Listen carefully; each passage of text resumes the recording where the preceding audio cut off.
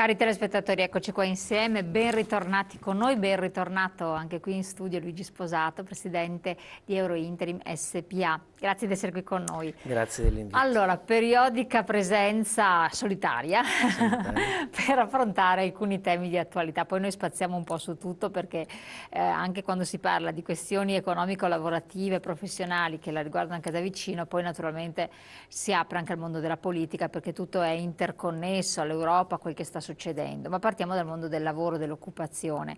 Notizie di questi giorni, anche un articolo di quest'oggi riportato, a nuovi segnali positivi dal mondo dell'occupazione, sembrerebbero esserci, poi non sappiamo mai bene quanto fidarci di questi segnali. In Italia da gennaio a marzo i contratti a tempo indeterminato sono aumentati del 24,6% rispetto all'anno precedente e nel dettaglio nei primi 3 mesi del 2015 qua si dice grazie agli sgravi sulle assunzioni previste dalla legge di stabilità e al Job Act, adesso vedremo se è vero secondo quello che ne risulta, sono stati firmati 552.665 contratti a tempo indeterminato, a fronte però di 475.854 cessazioni, cioè ci sarebbero 76.800 posti di lavoro stabile in più.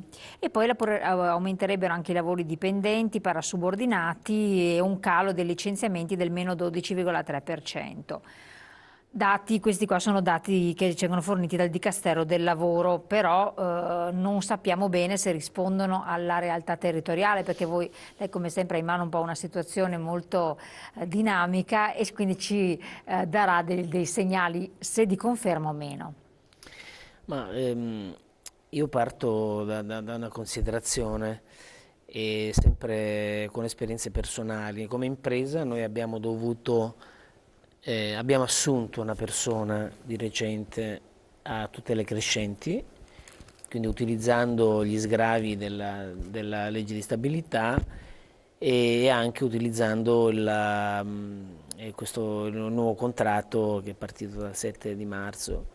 Ma voi l'avete assunta perché comunque era in previsione di assumerla, serviva, oppure perché avete detto c'è questo sgravio, facciamolo? Ecco, noi non l'abbiamo assunta perché c'erano gli sgravi, poi è evidente che ne abbiamo usufruito degli sgravi perché se ci sono è evidente che ne attingiamo, ma abbiamo assunta perché a noi serviva questa persona. E cosa voglio dire? Voglio dire che se all'impresa serve la persona, l'azienda l'assume. Poi è evidente che se ha anche la possibilità di pagarla meno, meglio ancora.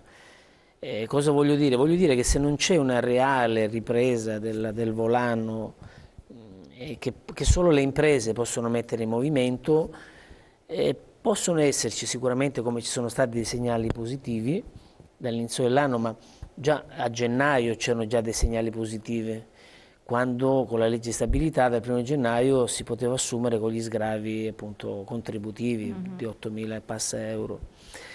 E ci sono stati trasformati dei contratti cosiddetti precari, quindi contratti a termine, apprendistato, contratti non del tutto genuini, quindi anche irregolari, sono stati trasformati a tempo indeterminato.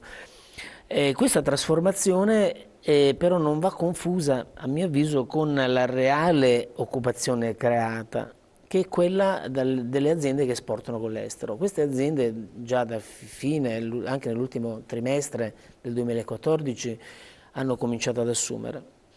Questo trend positivo è continuato all'inizio dell'anno nuovo, quindi dividerei le assunzioni che equivalgono a trasformazione di contratti cosiddetti precari a contratti a tempo indeterminato, che ci sono stati, quindi c'è stato un aumento, dai contratti veri, quelli creati da un reale aumento della produttività, che sono appannaggio delle imprese che esportano all'estero. Ecco, io farei questa differenza e mi viene da pensare anche un'altra differenza: quanto di conseguenza i provvedimenti politici della politica sono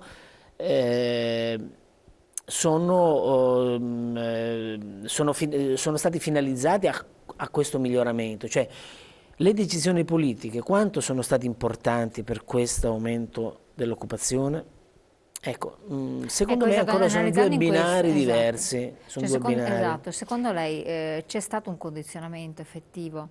Cioè, perché allora da un lato ci preoccupiamo perché se questi, come sembra peraltro, miglioramenti del mercato del lavoro, miglioramenti anche dell'economia, perché poi abbiamo i dati anche di Confcommercio che vengono riportati che comunque condizionano anche i mercati, dicono che sostanzialmente qualcosa si Si muove, muove, sì. Confcommercio i consumi di nuovo in ripresa, finalmente un più 0,8% distribuito in tutti i settori, ma deve ancora crescere il PIL. Per cui, ma sono dovuti, come diceva lei, a fattori esogeni.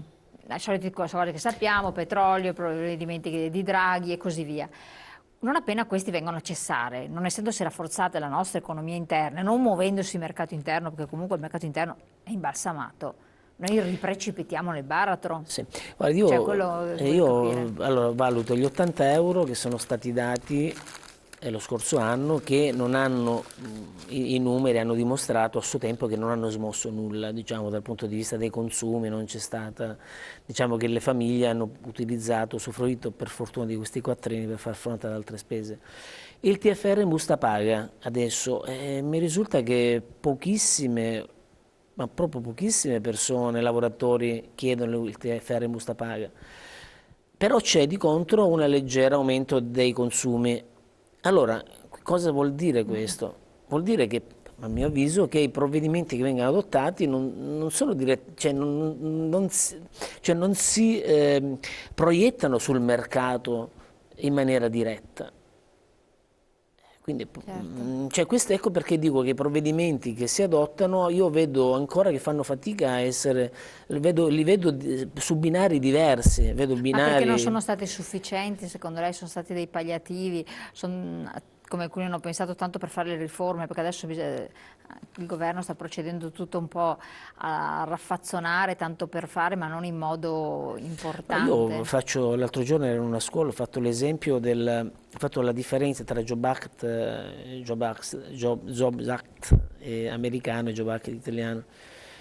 Eh, negli Stati Uniti sono stati fatti, Obama ha fatto grandi investimenti pubblici, quindi sono riprese le opere pubbliche, sono stati fatti grandi investimenti, fiumi di denaro in quella direzione. Da noi non sono stati fatti non sono stati fatti investimenti in questa direzione.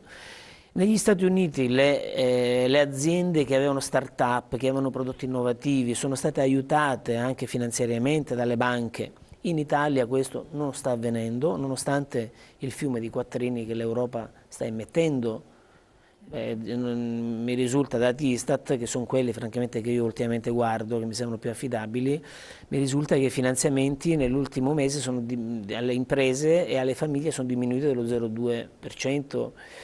E, quindi, quindi lo Job Act americano è stato diverso da quello italiano. In Italia abbiamo messo in campo gli sgravi contributivi, quindi il costo del lavoro, anche negli Stati Uniti è stato fatto, quindi l'unica cosa vera che è stata fatta, che è stato, diciamo, se volevamo emulare il Certo. Job Act americano, è stato proprio questo, però non è sufficiente, bisogna mettere sul mercato per far partire gli investimenti, aiutare i ragazzi che hanno idee nuove, idee creative, con start-up aziendali. Non è possibile che uno che abbia una bella idea debba farsela finanziare da finanziatori indonesiani piuttosto che indiani, perché adesso sta avvenendo anche questo, no? Per fortuna dico.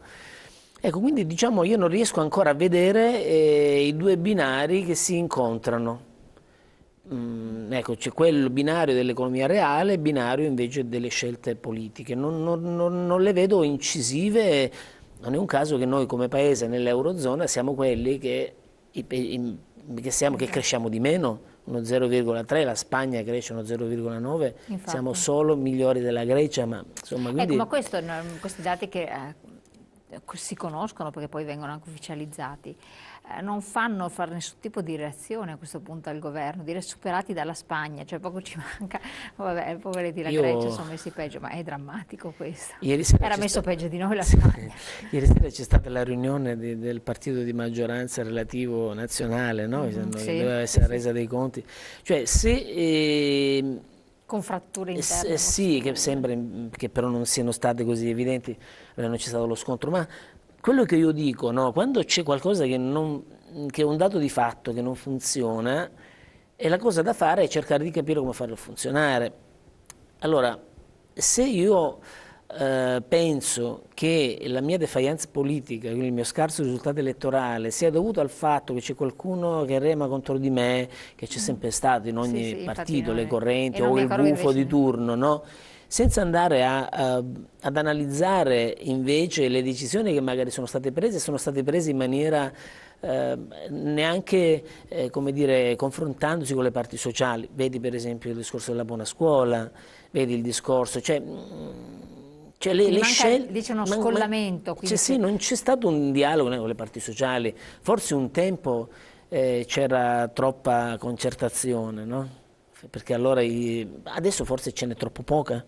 Allora se una cosa non va, domandati un attimino, un minimo di discussione, di autocritica va fatta. Poi dopo, per amore del cielo, le direzioni secondo me sono giuste, quelle degli sprechi, quella dell'aumento all'evasione fiscale, dobbiamo migliorarci in tutto, sono d'accordo, però non puoi farlo da solo, bisogna assolutamente che ci sia un'attività comunque condivisa.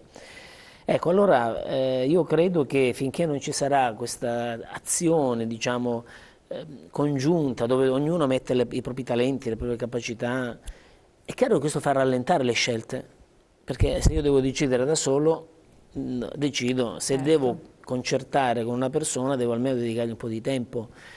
Però ecco, da domandarsi, insomma, è bene far fretta, essere veloce, prendere decisioni che hanno poca consistenza o meglio aspettare e fare qualcosa, forse la via di mezzo è la migliore, non lo so. Quindi secondo me non ci sono i provvedimenti per il momento, secondo il mio punto di vista, non sono modesto punto sufficienti. di vista, non sono Per sufficienti. quanto riguarda la vostra realtà in modo particolare, che è un po' un l'ago della bilancia di quel che accade o non accade, cosa registrate nel 2015? Avete già tracciato un Sì, noi per grafico? fortuna nel 2015 abbiamo un aumento, tutto il settore ha un aumento quasi il 20%. Noi come Delle impresa abbiamo un aumento richieste? quasi del 30%, ma non perché siamo più bravi, probabilmente ci sono una serie di circostanze più favorevoli. Quindi il settore comunque del lavoro somministrato, che è quello che mi appartiene, è comunque in crescita in quanto le aziende ormai vedono questo istituto, lo vedono come un ufficio del personale esterno. Una volta quando Per siamo testarli il nati, personale? sì, ma una volta quando eravamo nati venivamo etichettati come quelli che sfruttavano i lavoratori, che lucravano sugli stipendi, insomma. Poi si è visto che invece la buona flessibilità è l'ex interinale, la somministrazione, il lavoratore non viene decurtato un centesimo e tutta una serie di cose interessanti. E diciamo che le agenzie per il lavoro vengono ormai identificate come soggetto affidabile che fa assunzione di personale. Prima di tutto lo ricerca, lo seleziona, lo assume, ti fa la busta paga, tutti adempimenti che tu come impresa devi far fare a un consulente esterno, quindi con dei costi. E Assolutamente. quindi abbiamo notato una fidelizzazione dei clienti nel Fidelizzazione, 2014. quindi. Sì. Che fine fanno? Però questo ci è stato chiesto anche più volte da telespettatori, anche dopo che era venuto lei l'altra volta, ci hanno chiesto il vostro rischio di impresa e che fine fanno la maggior parte dei lavoratori che transitano un po' con l'interinale. Il rischio di Quindi impresa è elevatissimo per le agenzie per il lavoro. lo spieghi È bene perché a questo elevatissimo in punto. quanto il lavoratore viene assunto dall'agenzia e viene mandato in un'azienda a lavorare.